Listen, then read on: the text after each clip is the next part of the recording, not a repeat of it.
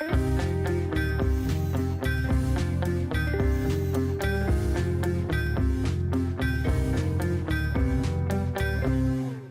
and welcome to Hacked in the Dark, the premier podcast network featuring Forged in the Dark games and their designers.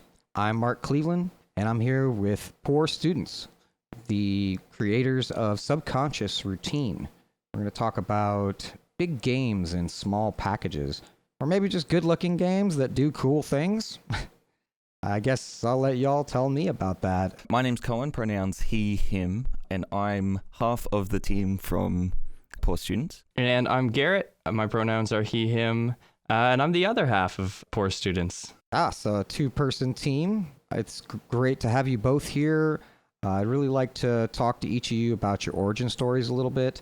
I don't think any of our audience would probably know you from anything else. I think this is our first real published thing out in the RPG space. So yeah, this is like the beginning for us. We have a couple of things running in the background at the moment, but I don't think people have really seen too much of it. You're quite active on the Discord though, Cohan. Yeah, I'm around on the Discord every so often.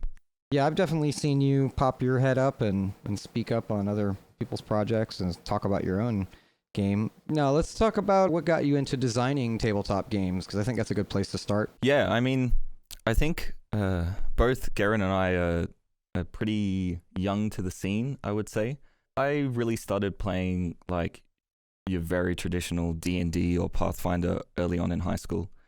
And I think a lot of us get to the point where we play these games and we want something that's a bit more narrative focused. And so that's when I really looked into stuff that was like powered by the apocalypse and things like that. And then eventually that led on to me seeing the Blades in the Dark Kickstarter, reading through that and being like, oh, this game is so similar to Dishonored. And that's just a setting that I love. And so I ended up backing that and got the special edition of Blades in the Dark and have been running that every so often. And then I think Garrett and I sat down at some point, mainly over the catastrophe that was 2020, and looked at Blades in the Dark and thought, this would work really well as a magic school setting. And I know that's not what we're going to be talking about today, but that's really where we got started, was working on a game, a much bigger project than what we're talking about now. And then just seeing like, how can we change this game to be that? And then I think that just got us moving in the sense of like designing things, coming up with ideas, looking at mechanics more critically. Yeah, I think what has always inspired me is a further understanding of the game and learning more by developing games. I started out similar to Cohen, but much more recently. I think I only started playing about 3 years ago. And we were playing a different game called Forbidden Lands, and I just wanted more types of characters I could play. And so I just started designing types of characters that were nothing more than things I was going to bring to my DM and ask him, is this too broken for me to play? But then when we switched to playing Blades in the Dark, and when we first sat down and said, hey, could this be something we could use? Like, could the Forged in the Dark system be something that we could use to design a new game? I was really excited because I loved the system and I loved the idea. Yeah. Excellent. So that's actually pretty interesting. It sounds like the two of you actually met through this game, through this shared interest in the hobby. Does that sound right? Well, we actually work together. Poor Students does come from our current situation. So you're in school together. Yeah. Yeah. We're both doing PhDs, so we are definitely poor and also students. Poor due to massive debt, I'm sure. Yeah. Yeah. And I think I just liked the sound of Poor Student Productions and burst out laughing when Cohen first said it out loud, and could think of no better name. That's usually the sign of a good name, when you both bust out laughing. Yeah. But yeah. I think I remember we worked together, but we really met just one day when I saw Cohen wearing a Critical Role shirt. And I asked him, hey, do you play tabletop RPGs? Do you want to play with us? Because I had a group who was actually looking for another player at that moment. And that kind of started us eventually on this path that came down to designing Subconscious Routine. So now I have the honor to ask the question, who was the GM? Oh, this is a separate friend from our group who's named Albert. Yeah. Okay, so you were both players at the same table there in that game. That kind of solidified that you two have this shared hobby. And I think our characters had a nice relationship as well in that game. Oh, do you want to elaborate? Yeah, I was playing a dwarf who hated magic, and Cohan was playing a wizard Yeah, who love magic. who loved magic. And so just navigating that relationship between how long can Cohen's character pretend that they can't actually do magic and all the stuff they're doing is just really, really skilled before my character started realizing and getting angry and potentially causing strife or just interesting relationships within the party. And how does the story develop from there? And that was a lot of fun. Sounds like there's a little bit of overlap between the real life and the characters a little bit. Does this happen to also play into how you two work together on this role-playing game? Is one of you sort of believe in the magic and the other one sort of not? Yeah, I think it actually does, really. And I don't know if Garrett and I have discussed this previously, but I'm usually coming up with these big mechanical ideas going like, oh, and if we could do X, then we could also do Y. And I bring that over to Garrett, and Garrett's usually like, yeah, but if we incorporate X, it's probably going to break these 3 other systems that we're looking at as well. And I'm like, oh, yeah, okay, I'll rethink this and come back. I think that's one of the best parts about having this 2-person design team where both of us respect each other's decisions and trust each other in what we come up with, because we can always bounce ideas off of each other, and neither of us are afraid to be really critical of those ideas and force each other to kind of think through what's proper and what fits in, but also think through how we can make this as fun as possible. Yeah, I think you really get, especially working with 2 people or even more in a small team, is that when one of you is excited about something and then you go and you tell that to the other person and the other person is equally as excited as you are about that idea, then you go, oh, this is actually something that we should pursue and move forward with. Yeah, I imagine that gives you a lot of confidence in your decision making. And also this is, I would imagine, I've worked with other teams before, but recently I've been working mostly solo. So I'm a little bit interested. I'm like extra interested in this dynamic that you two have going on in this small team, because usually the teams I work with are so big. So this is interesting to me.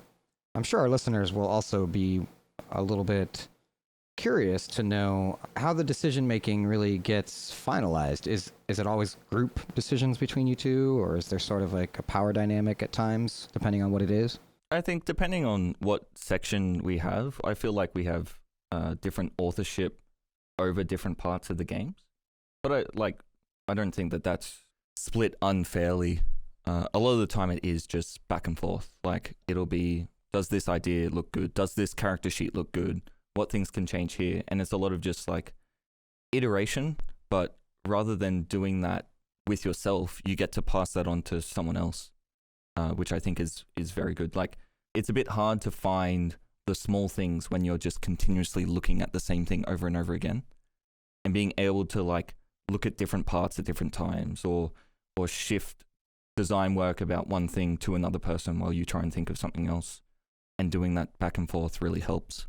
It also helps me while I'm making small decisions about what might go in the world building or how this mechanic is going to work, to have someone who can separately step back and look at the big picture of what's going on. And so while I'm agonizing over these tiny details and then discussing with them the tiny details, they can say, yes, this fits in, or no, this really doesn't go for the whole vibe that we're working on. Oh, that makes a lot of sense to me. So I guess you two came to some collective decision here that you had something good with Subconscious Routine. Let's talk about that game. What's the elevator pitch for Subconscious Routine?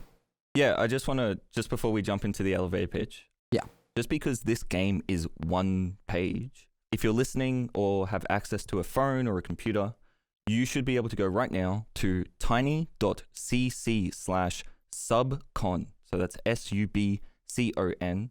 That takes you directly to the itch page. You can click download. You can click no thanks, take me directly to the downloads. And if you click on the colored PDF, you can look at what we're talking about right now. It's one page. It's super quick. You can see exactly what we're talking about. So I think that's like useful if you want to see what's going on. I definitely recommend that. Listeners should go ahead and open that and have a look while we're talking about the game if they're so interested.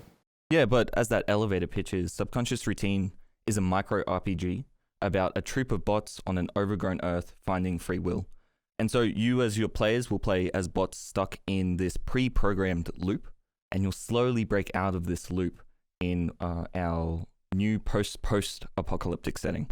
So post, way past the, it's already been apocalyptic and we're already past that. And it's even worse, or it's open, I guess. No, I think it's better. And those are like the themes that I think we're trying to pull with Subconscious Routine, is that it's a game about hope and about regrowth. I think that's an important point to make. Also, it seems to speak to where the game idea might have come from. Is this sort of an experience or more of like a mechanic that brought this about? I guess it sounds like the theme is really what's tying it all together. Can you talk about that? So we actually developed this as a submission to the Applied Hope Jam, which is a tabletop role-playing jam happening right now or potentially finished by the time this is released. I'm not sure. And it gave some just kind of vague ideas. And this main one was the idea of applied hope. And Cohan brought this to me, and we both individually went to like separate design spaces by ourselves and said, how can we come up with an idea that fits this theme of applied hope, which kind of seemed really interesting, but I wasn't really sure what to do with it at the start. And so I'll let Cohan talk about his idea that he came up with, because we kind of combined our ideas.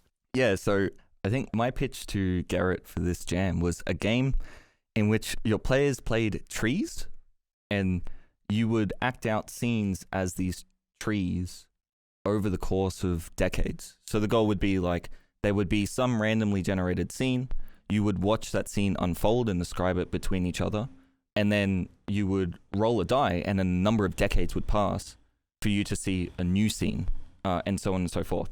And I thought this would be interesting because it's kind of like this regrowth of a tree, and you also get to see like different scenes. You might follow a family or something like that. And I pitched this to Garrett, and Garrett was like, I mean, it's a game about trees. But Garrett's pitch to me, I think, was much better, and then we could kind of combine these two ideas together. But I'll let Garrett pitch his one. So I had this idea about robots in an apocalyptic setting where it's already happened. The world has been destroyed or torn down or broken or whatever, and we've moved past that, and we're on to what do you do now? And the hope that I was thinking about was, well, you would hope that you can regrow. You can have this world again, that it got destroyed, but it can grow out of the ashes. And from that, I had been thinking about like playing robots instead of humans. And so I was like, what if there's robots that are still left over, and they are the ones that are going to populate this world now, and they're going to do that by finding free will rather than staying in these programmed versions of themselves that were previously used by whatever species were still there. And then this really led us to two main mechanics that I think we tied into this theme, and this is where that combination of these two pitches kind of comes in, is that these robots are pre-programmed. So it would be interesting to see how we could apply that theme into a game mechanic. And so we decided that the easiest way to do that would be to restrict the actions that you could roll. Your actions are pre-programmed. And then the other one with the tree is like, well, robots don't have to live a human life. They could live for decades and decades, or even centuries. And so wouldn't it be interesting to be able to do actions, make these small changes in the world, and then one of the mechanics in our game allows you to reboot, which moves you forward a couple of decades, and then you can see those results that have unfolded based on the actions that you took, 50 years ago. And so combining these two things really gave us this theme of like robots who are restricted in what they can do, making these small changes, and then seeing those small changes evolve over time. And the goal was to develop a game where you contribute, but also experience this regrowth and this rebirth of the world. Yeah, I really love that. The way that consequences can be revealed, just basically by rebooting and then, well, I guess there's a lot that happens while you're down, you're rebooting. That's an interesting way to bring that about. It's kind of like tough sometimes to imagine like what does a robot really care about other than getting broken? But when you're playing as this robot trying to find free will, it suddenly becomes very relevant, what your actions are doing to the world around you. Yeah, and then theme-wise, this game really came from some art that I found as well. So, I mean, a really nice way to kind of show robots or program robots was to look at coding as inspiration for the design of the game. And the game's one page, so if you look at it, you can see these like highlighted text, and on the character sheet side, which is the right side of the page, you can actually see like a spaced out character sheet that was inspired by coding. And I was looking for art for this project because I thought it would be interesting to have some background art on there. And I was scrolling through Itch looking at free game assets, and I found Ida's art. Ida is the artist that we worked with for this game. And it was a perfect pixel art forest. And I thought, what suits this better than a forest, which is like this regrowth idea, and it being pixel art, which we all associate with computers and technology. And so we contacted Eda and we had a little bit of art commissioned as well, which is that TV that you'll see on the website and stuff. And we combined that all together into the character and rule sheet that is Subconscious Routine. I think this provides a really strong theme for your game. The way that it's communicated through the art and the color and the choice of how the text and everything flows, the rules themselves even are a reflection of this. What are some of the inspirations or touchstones for that? I mean, one of them that everybody says when they hear about the game, which was also kind of one of our ideas, is WALL-E, the Pixar movie. And WALL-E is set on the ship that the humans live on that have left Earth. Our game is set on the Earth that they've left behind. And that's kind of the easiest way to explain that. I also like the idea of Horizon Zero Dawn. I get that that's like a video game. It's hard to really draw that comparison, but what they really tried to do there was have these robots become part of the ecosystem. And I think that that's an interesting design and theme to look at. And so we tried to apply that in our game as well, is that these robots that were left behind become an essential part of this rebuilding. And then a different video game that really inspired me with the world and the theme that we were going for is a game called One Shot. It's by Future Cat. It's on Itch if you're curious of looking it up. And it has these themes of like this kind of quiet world that you're looking to heal as the character playing. And I think I had actually just finished playing that video game when I was thinking about this concept of these robots trying to find free will in this regrown world. And I at least had some subconscious inspirations from that, pun intended. But I think that also helped me. Like I went back and listened to the soundtrack when writing about the world. And it helped me really kind of get into the emotional state that I wanted to be in when we were developing this. I can definitely see the ties to WALL-E. If I think about the first scene, I think it's before they take off the planet and we see WALL-E on Earth. Yeah, no, exactly. Yeah, if we imagine that spiraling out and the machines having an ecosystem. I may be wrong about this, but I think WALL-E, the rest of the robots may have shut down on Earth. Yeah. I can't quite remember, but the idea is that Earth is still there and things have happened to it, but that doesn't mean it's gone. Right.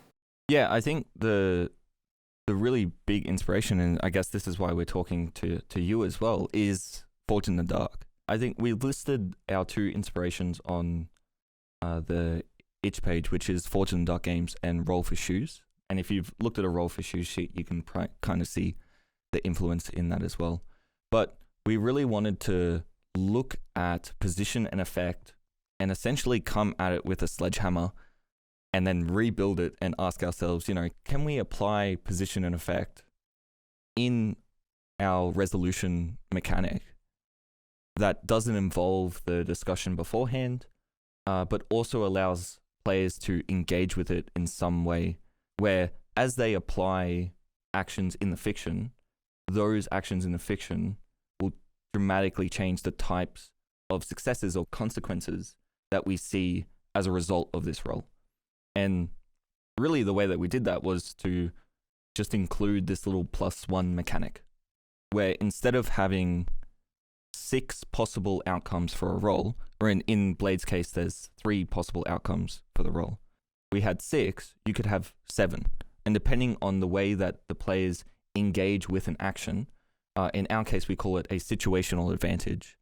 They essentially remove a major consequence. So if a player comes into a situation with an advantage, then there's no possible way that they could get a major consequence. It's like coming in as a risky action or a controlled action, right? If you come in and set yourself up well, you're not going to get a desperate consequence out of the result, right? And then we also asked, well, can this situational advantage also give them possibly a better position moving forward, right? And the way that we kind of ascribed that was saying, hey, if you succeed really well in this role, and you also had a situational advantage, which requires that you roll a 7 on this die, you actually pass on that advantage to another bot. It's like increasing your position for the whole group. Very cool. Very cool. This is a way for you to reframe the outcome table and really bring what you want out of the mechanics. That's really cool. Yeah, and we shifted things around to make sure that, Blades in the Dark is a harsh setting. We didn't want this to be harsh, so there's more chances for characters to succeed, and there's less consequences coming their way. But it's still that same. Like, we started off with position effect and eventually morphed it into what's currently on the sheet. Yeah, so your game seems to feature some utopian themes alongside this apocalyptic setting. Your game is also about being robots stuck in a programmed loop and breaking out of that. How does your game achieve that? We use a mechanic in this game called the while loop. And this is, in essence, the actions that you will do in order that maintain the same order rather than just choosing an action off a set of actions. So for an example, how it's laid out on the character sheet, we have motion, surveil, compute, and vocalize, and they're called functions. And so if you use your motion action, the next action you have to use is your surveil, and then compute, and then vocalize, and then back to motion. And so this programmed loop that we, as the game creators, have set in and said the players have to do this is the player's experience of following pre-programmed directives, which the bots themselves in the fiction follow from the humans that originally programmed them. And there's chances to jump around this loop using something we call random access memory, or RAM. There's chances to reorganize this loop, but maintaining a particular order of functions or actions is the way we create the experience of playing as a programmed bot rather than playing as something or someone with free will.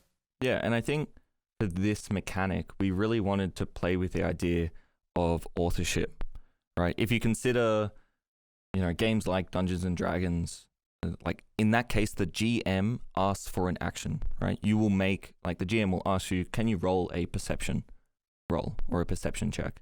And so in that case, the authorship of the action is the GM's, right? In a game like Blades, we specifically give that authorship to the players, right? The GM puts an obstacle out in front of the players, and then the players decide what action they're going to use to overcome that obstacle.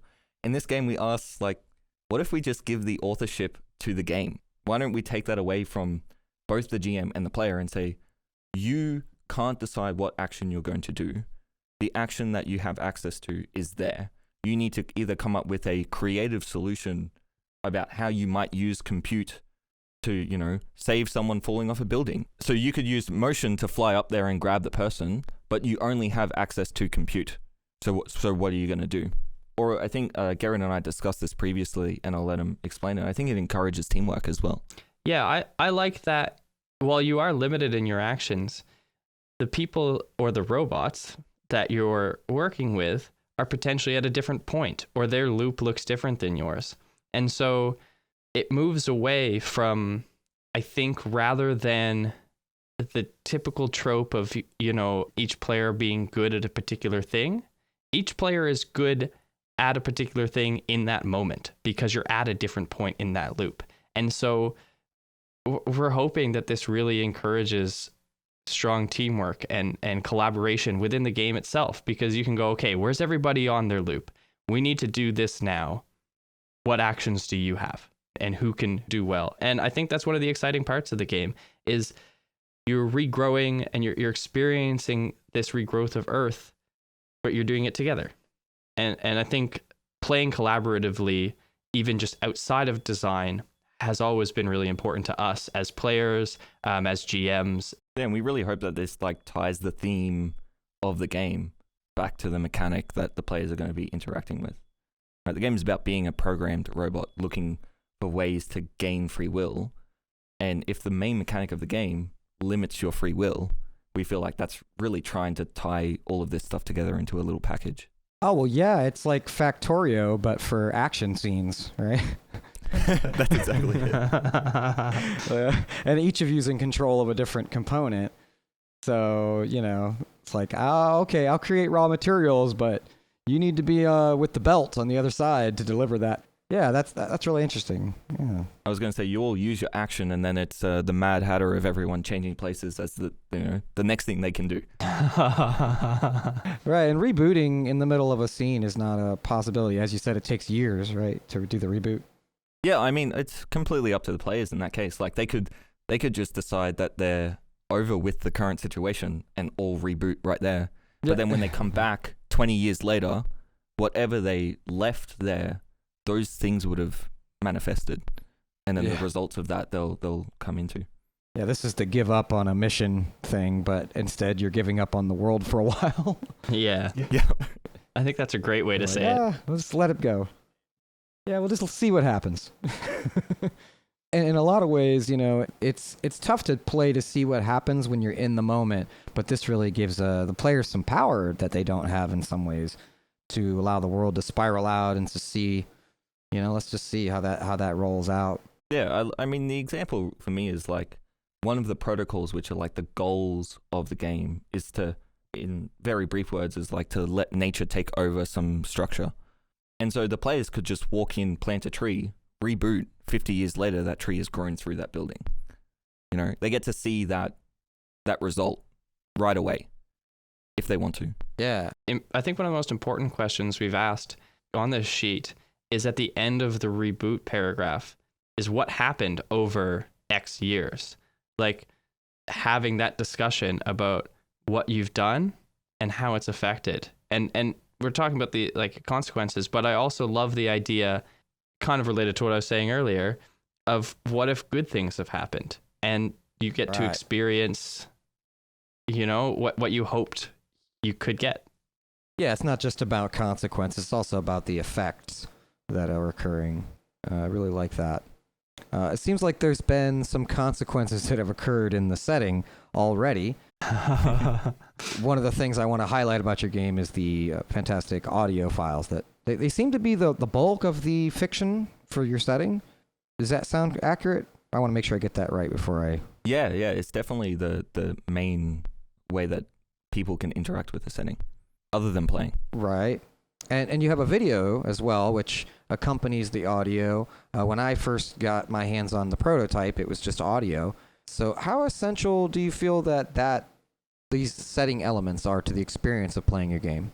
It's never necessary to really read through, or in our case, listen through this setting example, right? If you're going in, sitting with a group, it's very easy for the GM to bring you up to speed. I don't think we're providing a setting that's too far out of scope for someone to just come in and say, hey, it's kind of like WALL-E, but what if everything's regrowing and you're the robots and you're trying to help? But the recording is very short, and I think it gives you a good introduction into the space.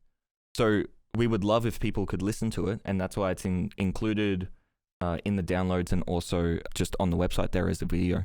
The video itself is just a recording with the transcript pasted on there, so you can read through as well at the same time.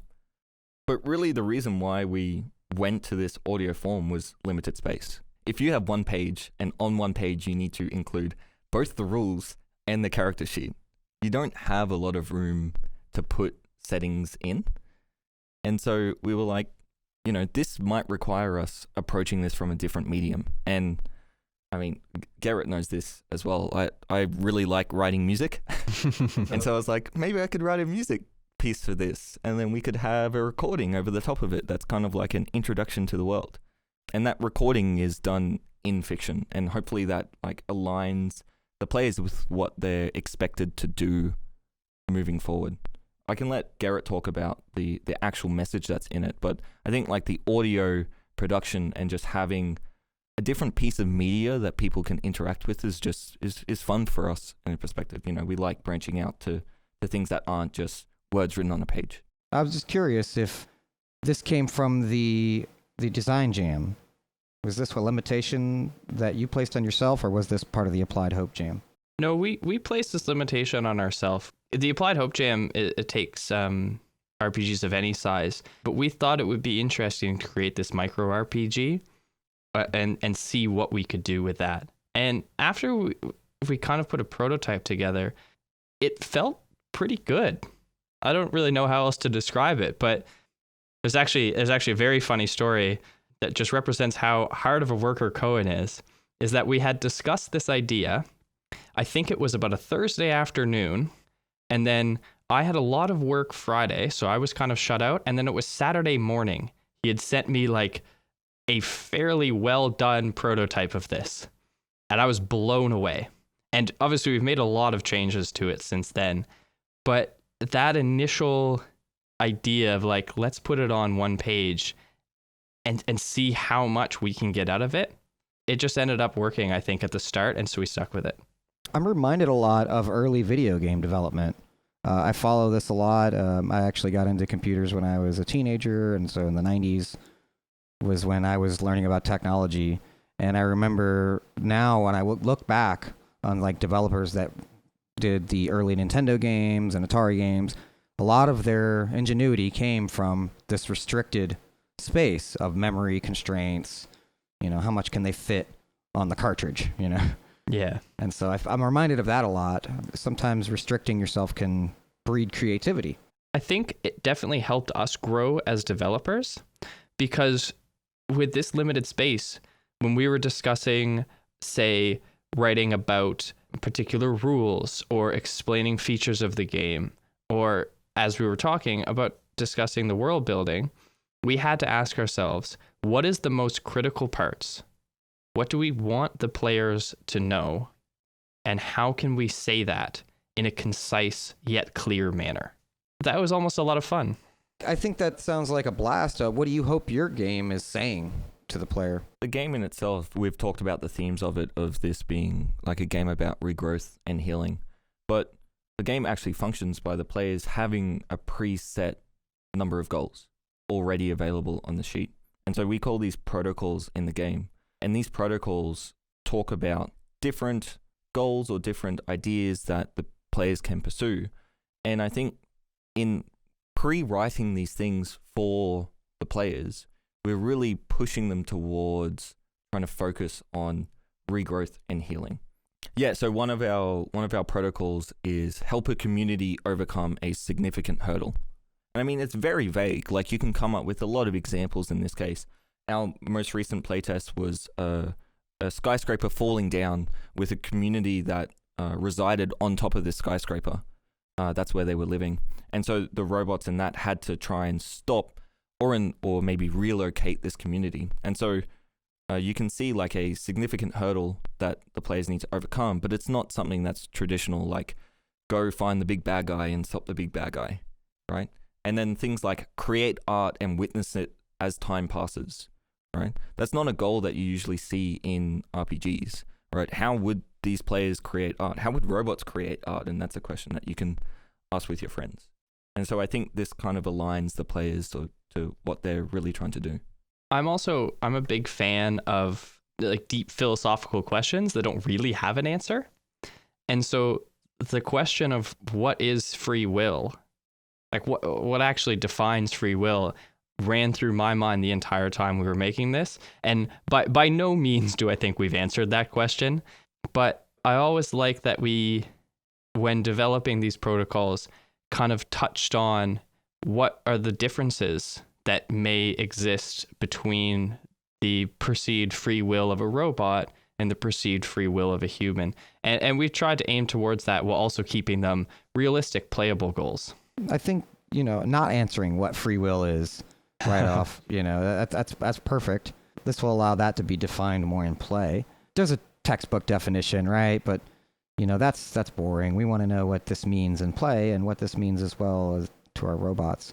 I think that's really interesting space to play with. The decision tree available to the player, that we have no choice but to feel like we're part of the subroutine, like we're locked into the subroutine a little bit to start with. And I think that's a fun way to create a motivation from a player that otherwise wouldn't normally have, because usually they just choose whatever they want to do, right? Yeah, it's exactly what we're going for. And as a side part, I think we were hoping that these would also just help define what the whole game might look like for someone running it. Is it gives you kind of ideas to start off a situation. Yeah, you could really use the reboot mechanic as well in this case to be like, try and attempt one goal, and then when you guys finish that, you can reboot, and then the next thing is in front of you ready to go. And so on and so forth. So it really, you can pace it out however you want. I think we've designed this game, if you want to skip past it and move really fast, you can, do the first protocol or move on and do another protocol and, play this game in maybe 2 sessions. Or you can really sit down and ask yourself, do we want to play this game for 5 sessions and see what we can do? Really explore out what these types of protocols mean to us. What does this goal mean, and how do our bots interact with both the mechanic in which they're stuck only picking the action that's assigned to them, and them struggling with the idea of free will. Something that I feel that as designers we've always strived for is a game that someone else can pick up and enjoy. And so with a 1-page RPG, you don't get a ton of space to strictly define what the world is or strictly define every single mechanic that could possibly come up. But what we're really hoping out of this game is that we've provided the base that you can take and just have a fun night or have a fun set of nights. At the end of the day, if it's enjoyed, it's good. I love the idea that you can go to the itch page, download the game, print out the sheets because we've got printable sheets, play the video for your friends and be like, hey, this is your homework. It's less than 3 minutes long. And then you all turn up together and sit down and just play this game. You're ready to go. I think that's fun. Yeah, this is a fantastically streamlined production in that sense. It's not like you have a giant team of video people. No, we've got a short video. It's to the point, and it gets you into the milieu, the mood for the setting. I really enjoyed that, that you could pick it up and pretty much figure out what's going on with, just the 2 pages of reading. I'm glad to hear you enjoyed the video. That's one of my favorite parts about it. Oh, yeah. I think there's going to be a lot of games that are going to follow suit and start to include more videos for their tabletop games. It's untapped potential because many designers don't think to do that unless they've got a lot of, money for production, basically. I mean, it's in the name for us. We don't have a lot of money. So you've shown us how poor students can get something done. If poor students can do it. Yeah. But yeah, I think that we have these media to publish games now online, and with the whole pandemic situation, so much of RPG is moving online. We used, for example, Roll20 for a long time to start playing, and I think that these other resources rather than pen, paper, dice, and a table are starting to be explored. And so I'm excited to see what resources are further used by game designers to promote, present, or play their game. Yeah, I mean, we all love sitting around a table, no being question. face-to-face, rolling some dice, right? Everyone loves that. So do we. Yeah, but we also like a good jam on while we're making a character. Yeah, of course. But I think, if you limit yourself somehow or ask yourself, is there potential for a different space that I can look at? you can, you get to like pick a mechanic and explore that to its full extent. I feel like we've done that. We've decided on a mechanic which was restricted actions, and we explored it within a theme to the extent of what we can. And then we've looked at like other places, like, if we have an audio medium, how can we explore that as part of our game? We can write a song. And I know not everyone writes music, but there's people around that are happy to write music for your little RPG project. Like, I'd be one of them. I'm sure there's lots of people in the Discord that would also love that too. Yeah, I'm also a producer, audio producer and musician. So, yep, I'm sure there's plenty like us who are just, they want to be creative too. So definitely reach out to your community and ours, which you are a part of if you're listening to this. Come on over to the Discord and introduce yourself and say hello and see what we're up to. Yeah, and I mean, I don't know if you guys have seen it, but I dropped a bunch of designs of Subconscious Routine on the Discord and got feedback from that as well. So it's always great to interact with everyone on the Blades in the Dark Discord. Yeah, there's no shortage of helpful designers over there, and very talented people as well. So one of the things that was interesting to me was that you mentioned one of the protocols being to save the community. Yep. Yeah, so also it seems that almost all of humanity has disappeared. So these communities, that seems to imply to me that the communities are super important. Does that seem right? Yeah, I think they're like few and far between. We say that, almost all of humanity disappeared, and I don't think we ever give a reason why. And it's up to you guys when you're playing it to decide how they disappeared. I like to think it's like the elves in Lord of the Ring. They just all got on boats and went away. But yeah, these protocols let you look at or interact with parts of the game that I think players don't normally interact with. And the idea of having these like small parts of humanity as well that your robots can interact with is fun, right? You could imagine helping out a community and then rebooting, and you come back and, the child that was there that you helped out 50 years ago is now, grown up and the leader of this community and, knows you from back then and is happy to help you out now. Oh, yeah. Yeah, you get these like fun interactions because the robots themselves don't need to really conform to that lifetime. Yeah, that's really interesting. Well, I'm curious to know which one of you, or maybe both of you, is their major is programming. I mean, neither of us. Neither one. Yeah, neither of us do program. I've done a little bit of hobby programming, which is where a lot of this comes from. In the case of design, like I think officially I only learned Python, but again, just as a hobby. But I'm sure someone with more experience like yourself could see the jumble of different programming languages that I used. I mean, we really kind of we wanted it to be semi-readable, but also following that design of the, it looks like code. And I think that's part of things that happen in like many people interact with like programming editors or like code editors, is they have these like highlighted words or like important things, like it will highlight a value for you or it'll highlight a variable for you. And so we try to use that to be like, hey, this is an important part of the game, like functions is highlighted. And then when you read through the rest of the text, you'll see that's also highlighted. It's like, this is what we're referring to, trying to make it as readable as possible in that condensed space. Yeah, I got some C++ vibes, so that's why I was from the do while, and I think I went through and looked up a whole bunch of images of code and found the things that I could like pick from them that made it readable and also made it look how it is. Yeah, I have essentially no coding experience, so I just decided to trust Cohan. And I thought, coming from outside that space, to me, it looked understandable, and I thought the art and the whole visual aspect of it looked really cool. And so I think we actually combined well on that, because he wrote this as a computer program, but I was the double check to say, hey, you know nothing about computers. Is this even a reasonable output? And I thought it was. Yeah, I was going to say it's a really great check or balance to the whole thing. Having the outsider perspective. Like if both of you were coders, it would be tough to step back and say, is this readable? Yeah.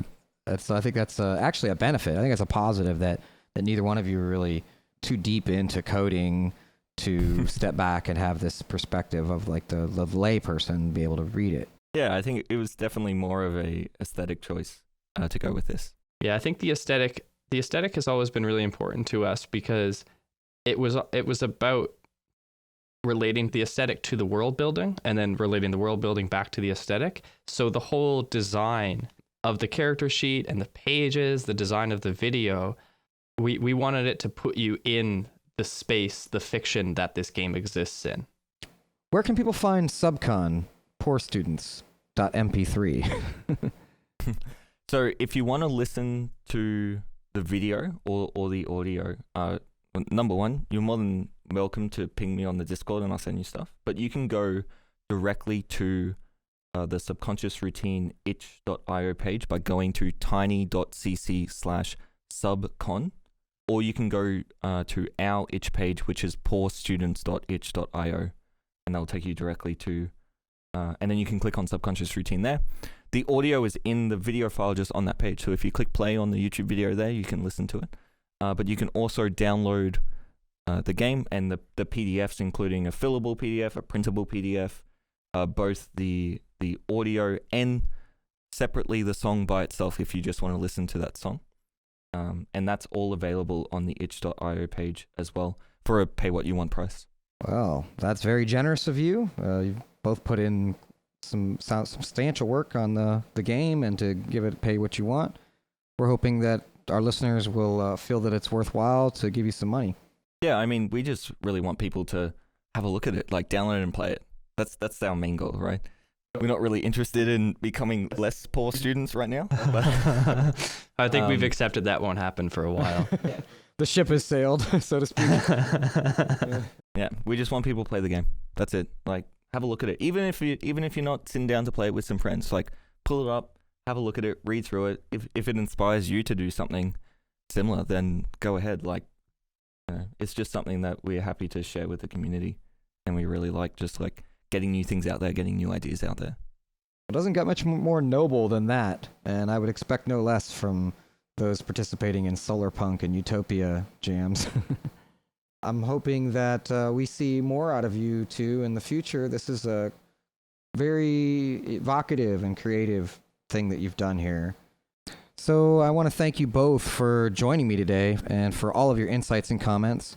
We've heard where we can learn more about your games.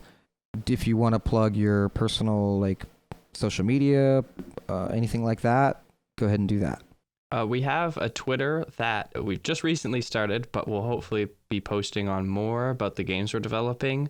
And that's twitter.com/poorstudentsrpg. And yeah, you can also find us on the itch page.